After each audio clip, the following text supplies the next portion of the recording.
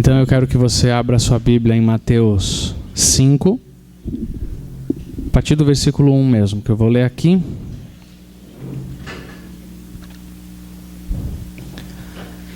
Vendo as multidões, Jesus subiu a um monte e se assentou. Os seus discípulos se aproximaram dele e ele começou a ensiná-los, dizendo: Felizes os pobres em espírito, pois deles é o reino de Deus.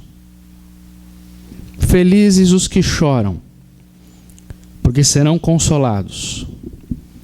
Felizes os humildes, porque eles herdarão a terra por herança. Felizes os que têm fome e sede de justiça, pois serão satisfeitos. Felizes os misericordiosos, pois obterão misericórdia. Felizes os puros de coração, pois verão a Deus. Felizes os pacificadores, pois serão chamados filhos de Deus. Felizes os perseguidos por causa da justiça, pois deles é o reino de Deus. Felizes vocês serão, quando por minha causa os insultarem, perseguirem e levantarem todo tipo de calúnia contra vocês. Alegrem-se e regozijem-se, porque grande é a sua recompensa nos céus, pois foi da mesma forma que perseguiram os profetas que viveram antes de vocês. A primeira declaração que Jesus Cristo faz àqueles homens é de que a felicidade humana é um direito legítimo. Nós estamos buscando a felicidade, não há ser humano que não deseje isso, embora alguns já tenham desistido dela. Mas a gente quer ser feliz. E a felicidade humana é um direito legítimo do ser humano. A felicidade é encontrar sentido na vida, ter prazer e alegria, saber-se parte de algum organismo que funcione bem, ser feliz. É um desejo que está dentro de nós. E foi por causa desse desejo que nós desenvolvemos tudo o que a humanidade tem de conhecimento, de progresso, de desenvolvimento. Tudo se deriva da noção de que nós deveríamos ser felizes, de que alguma coisa está errada nesse mundo, de que alguma coisa não funciona bem. Então Jesus aqui está legitimando este interesse. É verdade, vocês deveriam ser felizes. É verdade mesmo, tem alguma coisa nesse mundo que não funciona e que não deveria ser do jeito que é.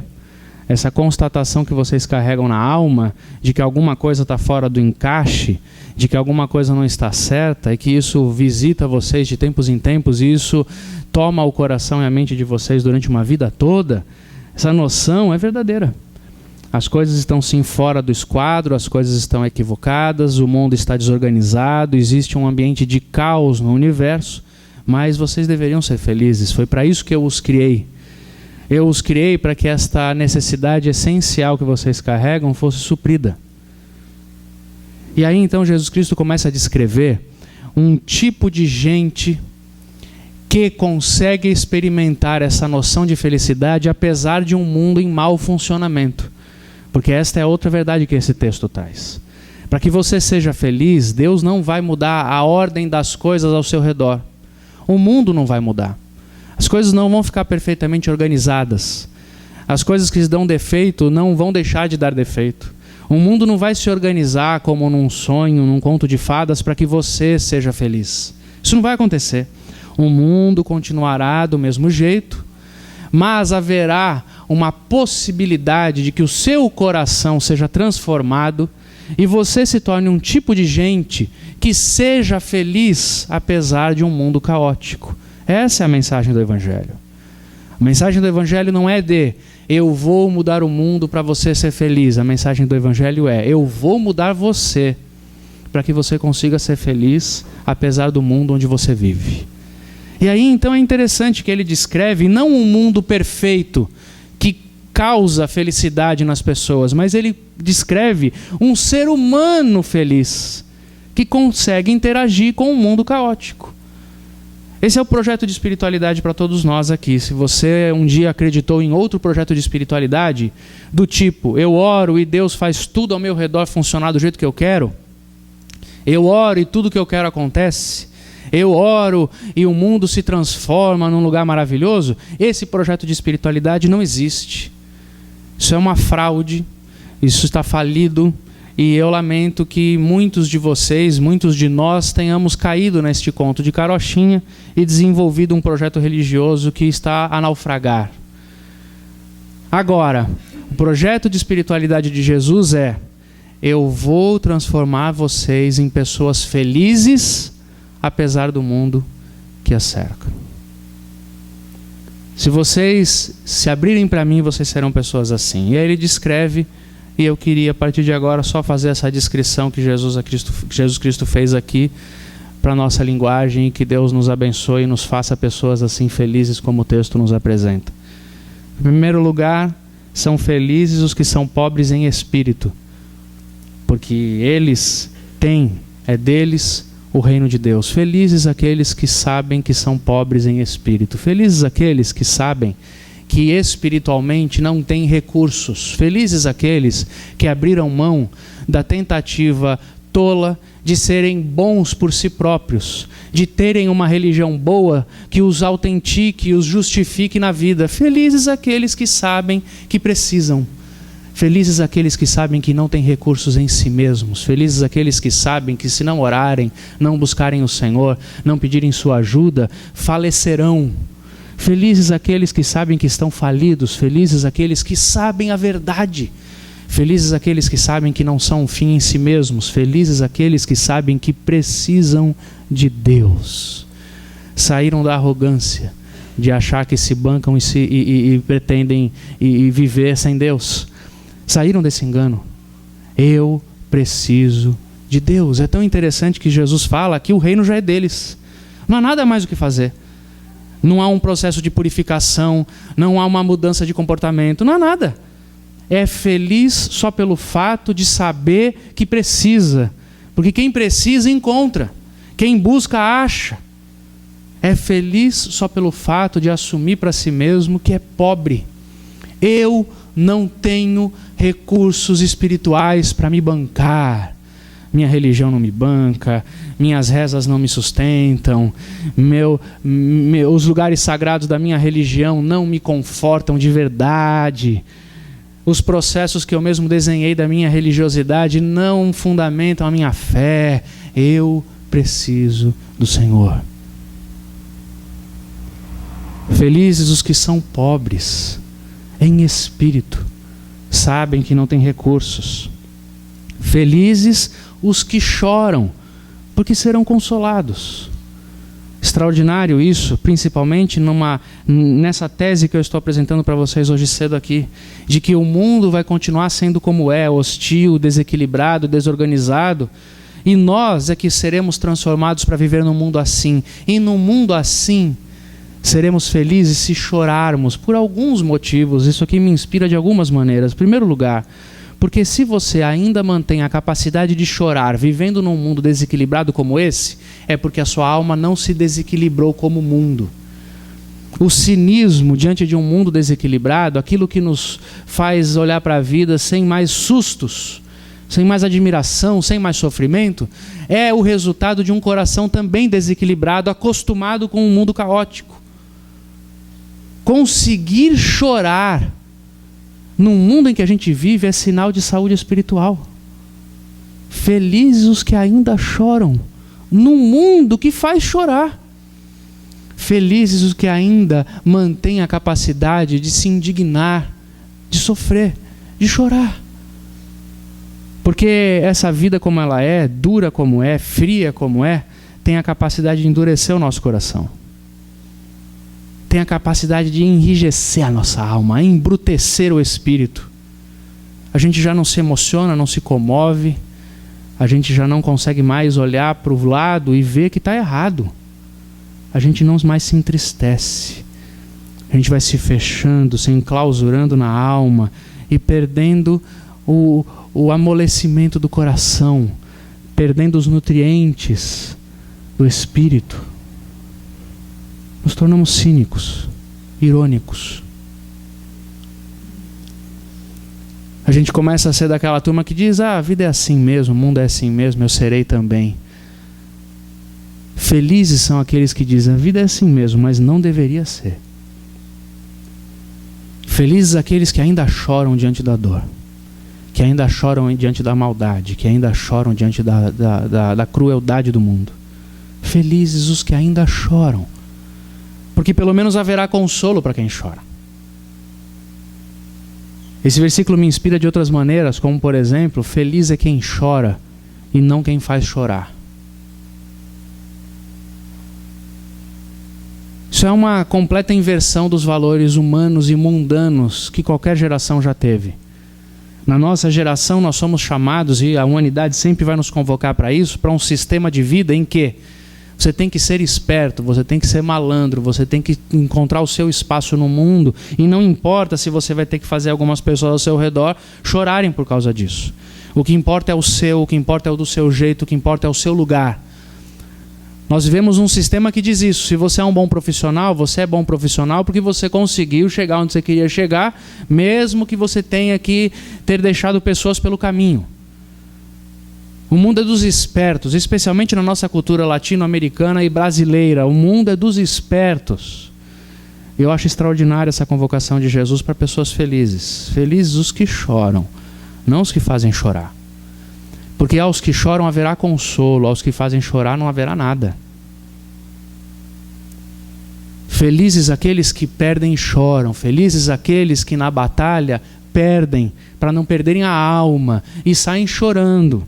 Felizes os que choram, felizes os que choram. Esse é o projeto de espiritualidade de Jesus. Felizes os mansos, os humildes, porque herdarão a terra.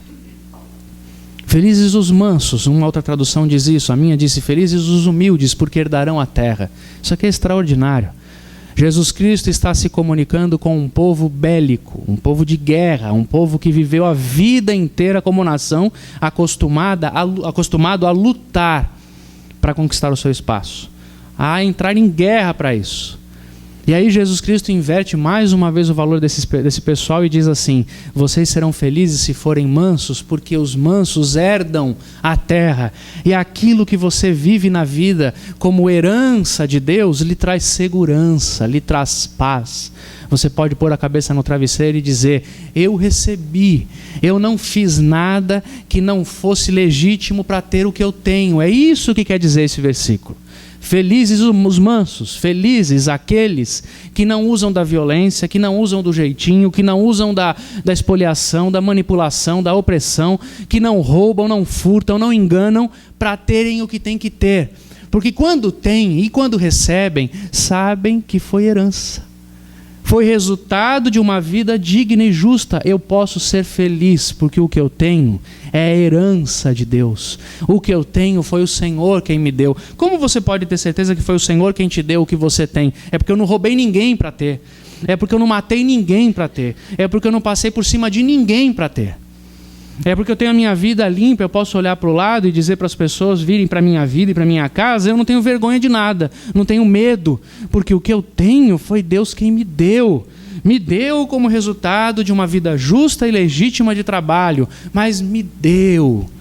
É feliz, põe a cabeça no travesseiro, tranquilo de que, inclusive, se foi o Senhor quem me deu, eu não preciso ter medo de não ter mais, porque não fui eu que lutei para ter com as armas da guerra dos homens. Eu não tenho medo de perder. Eu fiz o que eu tinha que fazer e o meu Pai me deu. Eu posso dormir em paz, porque é Ele quem dá, é Ele quem tira, é Ele quem dá de novo, é Ele quem tira. Eu só quero o que vem dEle. Eu quero ser feliz. Eu quero ter a consciência de poder dormir em paz e dizer para minha alma: seja feliz, porque você não está onde está por ter feito qualquer coisa de errado. Você não roubou ninguém, você não enganou ninguém. Mas isso é uma completa inversão de valores da nossa sociedade. Como é que você vai fazer negócios no mundo de hoje sem enganar, roubar, mentir, trapacear? Ah, pastor, deixa de ser ingênuo. Tá bom, eu sou ingênuo. Mas eu quero ser feliz. Você quer o quê? Quero ser feliz também. Então, meu amigo. Então, minha amiga. Felizes são os mansos, os que herdam. O seu projeto de felicidade talvez esteja equivocado. Felizes são aqueles que têm a consciência de que têm o que têm de modo justo, digno, verdadeiro. Isso é felicidade. Felizes são os que têm fome e sede de justiça, porque serão satisfeitos. Felizes aqueles que são guiados por causas mais nobres do que o seu próprio conforto. Felizes são aqueles que não pensam somente em si mesmos, mas pensam no bem da sociedade. É isso que está dizendo aqui. Felizes aqueles que desejam uma justiça maior do que somente o seu bônus no final do ano. Felizes aqueles que têm fome e sede de justiça, e eles se alimentam de uma causa mais nobre na vida, como se alimentam do pão. Felizes aqueles que têm um sentido mais nobre para existir. Felizes aqueles que não estão só preocupados em trocar de carro. Felizes aqueles que não estão só preocupados em comprar uma casa nova. Felizes aqueles que não estão só preocupados em dar conforto para os filhos. Felizes aqueles que podem acordar e olhar para a vida e encontrar causas mais nobres para existir. Cuidar daqueles que não são cuidados. Ajudar aqueles que são marginalizados. Defender a causa dos rejeitados pela sociedade. Felizes aqueles que têm um sentido mais profundo para existir.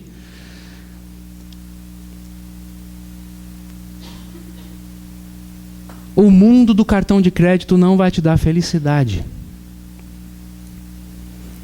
Não adianta.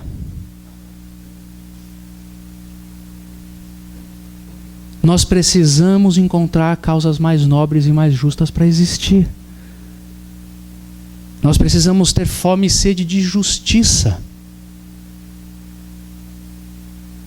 E é nisso que entra o Evangelho em todo o seu aparato, em toda a sua construção. O Evangelho é a mensagem do sentido na vida que nos faz, uma vez reconciliados com Deus, nos colocar a serviço de Deus no mundo. O Evangelho é a pregação de que o reino de Deus chegou.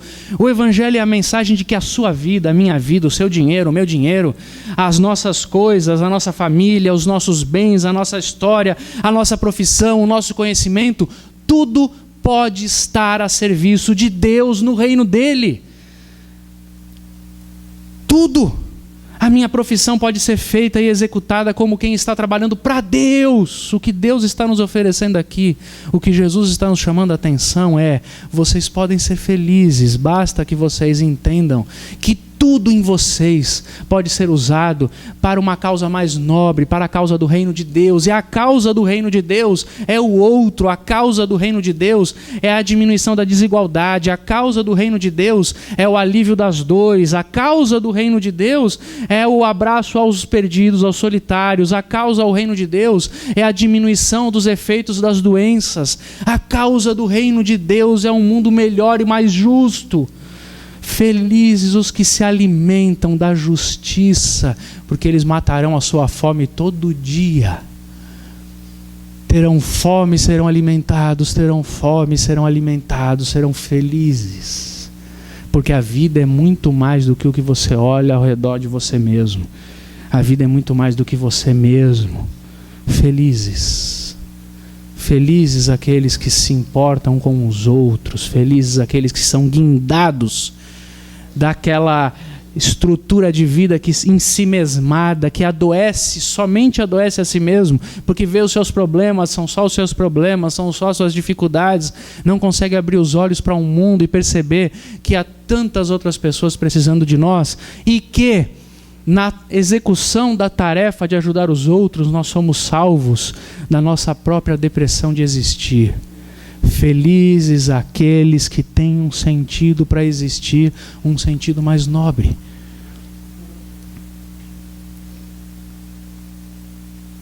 Felizes os misericordiosos, porque alcançarão misericórdia. Felizes aqueles que perdoam. Felizes aqueles que aliviam o coração das cobranças e das demandas. Felizes aqueles que com rapidez, sendo agredidos, sendo machucados, sendo ofendidos, trabalham dentro de si mesmos o processo de perdão. Entendem, discernem, perdoam, reagem, levantam a cabeça e vão em frente, porque tiram de si todo o lixo que a mágoa, o ressentimento trazem. Felizes aqueles capazes de perdoar o passado, perdoar as pessoas, perdoar a si mesmo, perdoar a vida, perdoar Deus. Felizes aqueles que têm misericórdia de tudo. Felizes aqueles que entendem a miséria do coração humano, de si mesmo e dos outros, e por isso perdoam, porque eles obterão misericórdia. Eles experimentarão a misericórdia que está sobre eles. O perdão, que eu tantas vezes falo aqui na nossa comunidade, porque para mim o perdão é a expressão da graça. Não existe graça sem perdão, não existe perdão sem a graça de Deus sobre nós. O perdão é a assimilação espiritual do bem de Deus para nós. O perdão é a realidade espiritual mais importante da sua vida. Perdoe, perdoe, perdoe, porque você experimentará o perdão. As pessoas que não fazem este tratamento na sua alma, que não se submetem a esta terapia divina, carregam ressentimentos, mágoas, marcas, tabus, histórias. Essas coisas vão determinando a nossa vida, a nossa existência, o nosso jeito de agir. A gente vive em função das marcas que a nossa vida carrega. Não consegue olhar para frente, não consegue olhar de peito aberto para a vida, não consegue se sentir perdoado. Jesus é muito sério quando ele fala sobre isso. Ele diz que se nós não perdoarmos os nossos semelhantes, nós não seremos perdoados pelo Pai. Com isso, ele não está dizendo que o perdão de Deus por nós está condicionado ao nosso perdão ao outro, mas ele está dizendo que a experiência do perdão de Deus está sim condicionada ao perdão que nós oferecemos aos outros. Porque oferecer perdão e ter misericórdia das pessoas é decretar para si mesmo, é afirmar para si mesmo que você crê na possibilidade do perdão. E se você crê na possibilidade do perdão, você também pode ser perdoado. Então você busca em Deus a graça. Agora, ouse não perdoar os outros, ouse guardar notas no seu coração, ouse ficar guardando mágoas e querendo vingança. A sua alma vai ler a sua atitude e ela vai dizer para você mesmo, então nem você merece perdão, nem você, nem você. E você pode nunca ouvir essa voz de modo audível na sua vida, mas a sua alma sabe disso. Ela carrega essa informação. E ela te trata desse jeito, como alguém que não é digno de perdão. Você está perdido. Nunca haverá felicidade para você. Felizes os que experimentam e dão perdão. Felizes os misericordiosos. Felizes os puros de coração, porque eles verão a Deus. Sabe o que esse texto me ensina? Felizes aqueles que querem ver Deus de verdade, porque verão. Felizes aqueles que migraram de uma experiência utilitarista com Deus e porque vão a Deus somente porque querem Deus, encontrarão. Os puros de coração, aqueles que no seu coração têm a intenção verdadeira de ir a Deus. É pelo Senhor que eu estou aqui. E eu quero o Senhor. Verão. Felizes aqueles que têm a sua espiritualidade fundamentada num coração com a intenção correta e verdadeira, honesta, sem hipocrisia e sem mentira. Felizes aqueles que já não têm uma relação utilitarista com Deus, porque essa relação utilitarista ela é tão infantil. Ela pode ser a porta de entrada para a experiência espiritual da maioria de todos os seres humanos, e é mesmo. É a relação de quem vai a Deus porque precisa resolver um problema, de quem vai a Deus porque precisa ganhar alguma coisa, de quem vai a Deus porque alguém prometeu que ganharia alguma coisa se fosse a Deus. Isso chama-se visão utilitarista. Eu faço alguma coisa para Deus fazer para mim, utilitarismo. Você quer ver a Deus? Você quer conhecer o Senhor? Quer ter o seu espírito habitado pelo Espírito dele? Quer ter experiências com o Pai? Então tire do seu coração a proposta utilitarista da vida e vai a Deus procurando Deus. A integridade, a inteireza da nossa busca do Senhor nos fará encontrar o Senhor.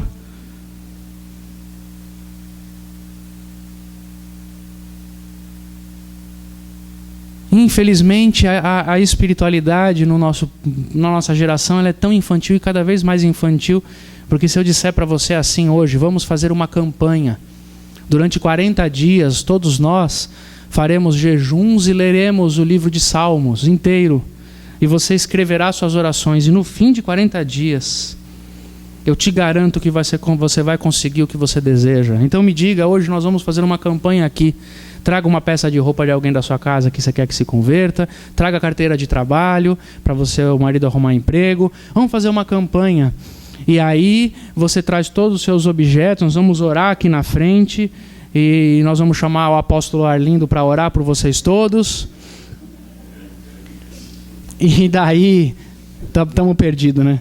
Estamos perdidos com a oração do apóstolo Arlindo. Ele já fez meneou a cabeça falando, vocês estão tudo lascado.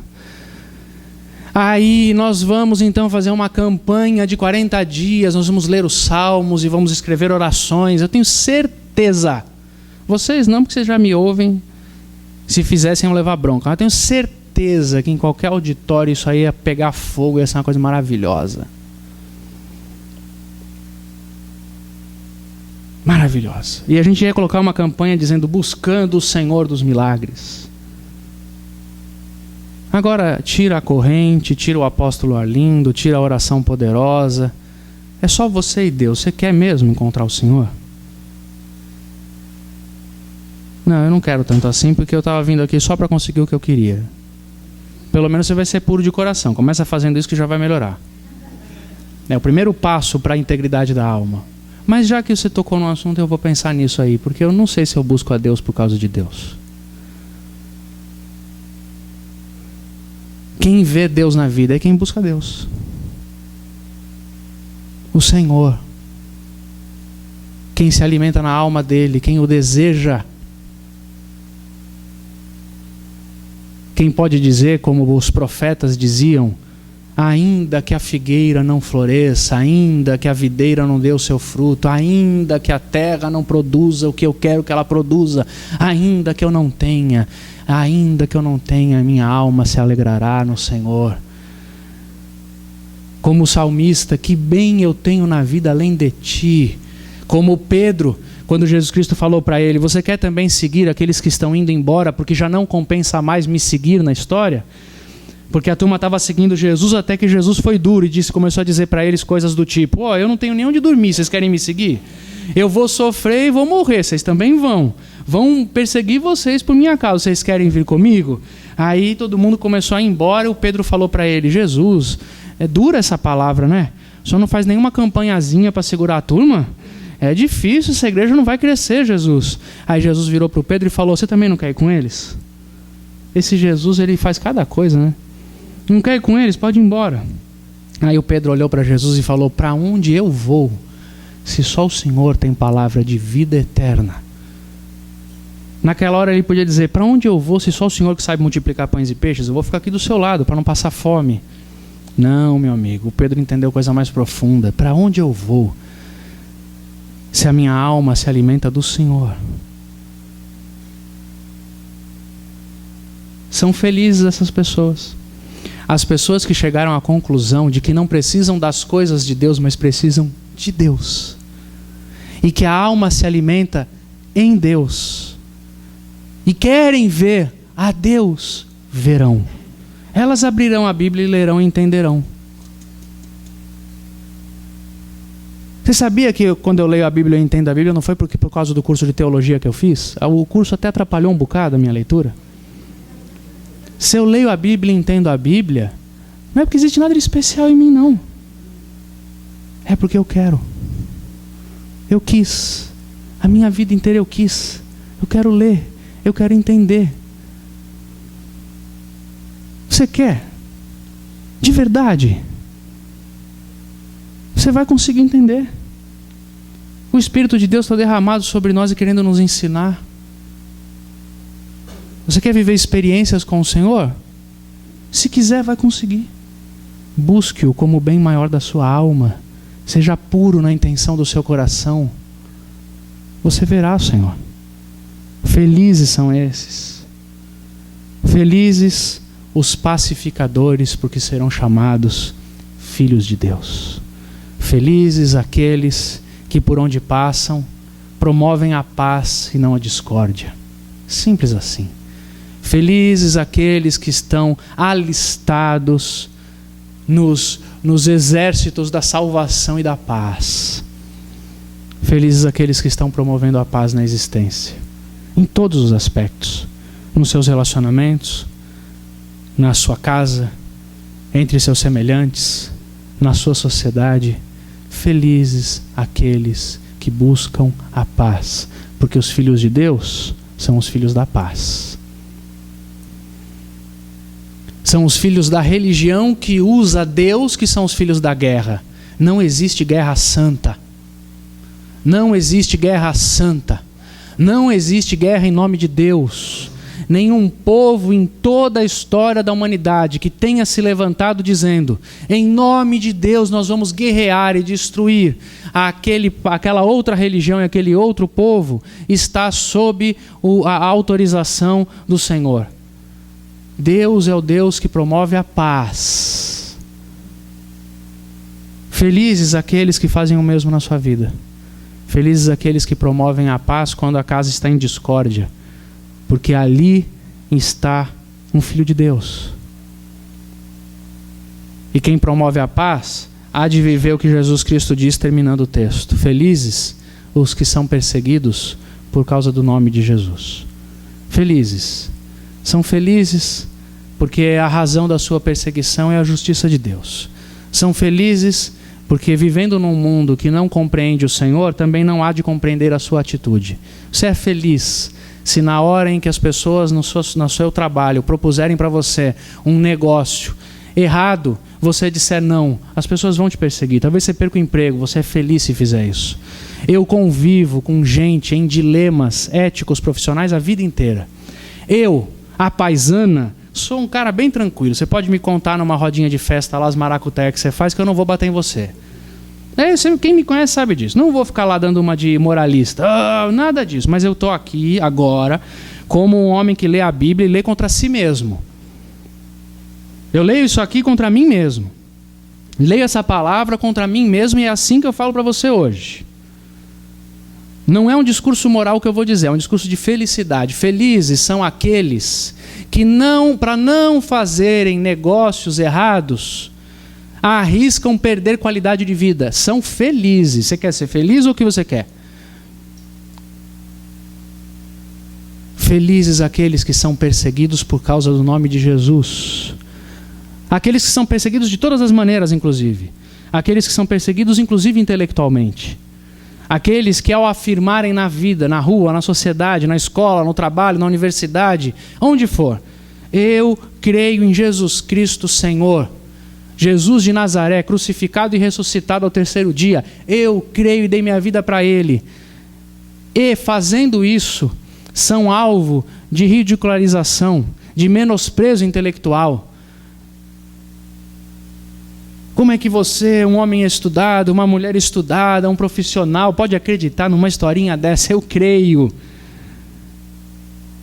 Você vai ser tratado como ridículo, talvez. Você vai ser tratado como alguém com menor capacidade intelectual no mundo, alguém que se submeteu à burrice, à idiotice. Podem falar o que quiser. Eu creio. Eu creio. Era muito importante Jesus Cristo ter falado o que falou para os seus discípulos e falar para nós hoje, porque Ele está tratando de uma espiritualidade que não muda o mundo ao redor, que não faz dos seus seguidores mágicos que alternam a realidade. Mas Ele está falando para pessoas que, querendo ser felizes, precisam entender que no mundo hostil que a gente vive, quanto mais de Jesus você assumir para você, mais perseguido você vai ser. Existia uma campanha de uma igreja, da Universal do Reino de Deus, há anos atrás, que dizia assim: aceite Jesus e pare de sofrer. Eu queria trazer outra mensagem para você essa manhã. Aceite Jesus e sofra mais. Mas com um sofrimento que fará você ser feliz. Mas isso é muito doido, é muito difícil. É mesmo. Ou é Deus habitando em nós e convertendo o nosso coração, o nosso olhar, ou então não faz o menor sentido. O problema é que a gente quer Jesus como um adereço da nossa construção filosófica. A gente decide como que vai viver os nossos negócios, a gente decide como é que vai se relacionar com os outros seres humanos, a gente decide o que é justiça e o que não é justiça, a gente decide como vai se relacionar com os marginalizados, a gente decide, inclusive, e define coisas na nossa alma que nos justificam na vida e nos aliviam paliativamente a consciência, nos afirmando que não somos tão maus assim. Aí, depois de definir tudo isso, a gente vai numa igreja, pega Jesus e coloca ele aqui dentro. E fala para ele, fica bem quietinho aí que o senhor está muito bonitinho nessa sala de estar que eu te arrumei. Eu pendurei o senhor na parede do meu coração, que é um mosaico de complicações filosóficas e teológicas. Eu coloquei o senhor na parede para o senhor ficar bem bonitinho. Do lado de todos os outros ídolos e de todos os outros quadros e de todas as outras abordagens filosóficas da minha existência. O senhor fica aí, porque o senhor é muito bonitinho, eu quero o senhor para mim também. Mas não se meta na maneira como eu faço negócios. Não. Não se meta na maneira como eu vivo o meu prazer. Não. Não se meta na maneira como eu avalio o mundo e trato a injustiça. Não se meta nisso. Por favor. Fique bem bonitinho aí. Eu já vou na igreja sempre, ué. Sou diácono. Eu vou na igreja por causa do meu marido, por causa da minha mulher. Eu vou com o senhor. Eu vou lá com eles para ver o senhor. Eu canto. Eu dou dinheiro na igreja. Então fica o senhor no seu cantinho aí. E deixa que do resto eu entendo. Agora, se a gente deixar Jesus entrar na casa e derrubar tudo que não é dele, nós seremos pessoas felizes, a despeito de um mundo infeliz, disfuncional, desequilibrado e caótico. A felicidade de Deus é a afirmação de que o caos pode estar só lá fora, não precisa estar aqui dentro. Essa é a mensagem dessa manhã. Se você quiser, o caos não precisa estar aqui dentro. Lá fora não dá para mudar. Fora de você não dá para mudar. Eu não posso prometer isso, nem o apóstolo Arlindo. Agora, dentro de você, pode. O caos pode ficar fora de você. Você pode ter paz aqui dentro. Você pode ser feliz. Esse é o projeto de espiritualidade de Deus para nós. Que é o Espírito dele quem faz. Basta que eu tome consciência destas coisas que eu discerno a partir do Evangelho e da palavra de Jesus aqui. A mensagem do Evangelho para hoje é: você não consegue mudar o caos do lado de fora. Você pode até diminuir a sua força, e pode mesmo, com a expansão do reino de Deus, mas mudar não. Agora, você pode impedir, ou pode deixar que Deus impeça que o caos entre em você. É por isso que há pessoas que sobrevivem a tragédias e a dificuldades, a problemas muito maiores do que eu e você conseguimos imaginar. Elas estão blindadas pela força espiritual que não deixa com que o caos de fora entre. Eu vou terminar dizendo uma historinha que fala sobre isso, para você guardar no coração. Uma vez eu ouvi, achei isso extraordinário. Diariamente um senhor ia a uma banca de jornal para comprar o seu jornal, e junto com ele também sempre um outro homem do bairro, muito hostil, muito mal educado com o jornaleiro. Sempre muito hostil e muito mal educado. E esse homem olhava para aquela atitude e o jornaleiro sempre muito educadamente dizendo: ah, sim senhor, o seu jornal está aqui, foi tanto, bom dia para o senhor. E aquele homem muito rude, muito áspero, sempre tratando muito mal o jornaleiro, mesmo todo dia o jornaleiro falando para eles: bom dia, está aqui o seu troco, bom dia para o senhor. Um dia esse homem virou para o jornaleiro e perguntou: por que você faz isso? Por que você continua tratando com tanta educação esse homem tão rude e mal educado que vem todos os dias aqui fazer isso com você? Aquele homem respondeu dizendo assim: porque se eu o tratar como ele me trata, eu vou me tornar o que ele é. ele vai ter me vencido. É assim que a vida é. Você não precisa ser o caos que você vê fora de você.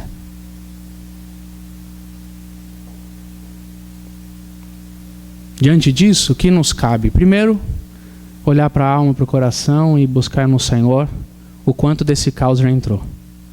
Que ninguém aqui está tão limpo assim, a ponto de dizer, eu sou muito feliz. Não somos. O quanto desse caos já entrou na sua alma? O quanto deste mundo caótico já faz parte do seu jeito de pensar? Avalie isso, ore a Deus hoje. Peça a Ele que limpe o seu coração, limpe os seus olhos, que Ele habite a sua alma. Isso é o que nos cabe. Isso é o que nos cabe num dia como esse, em que todos nós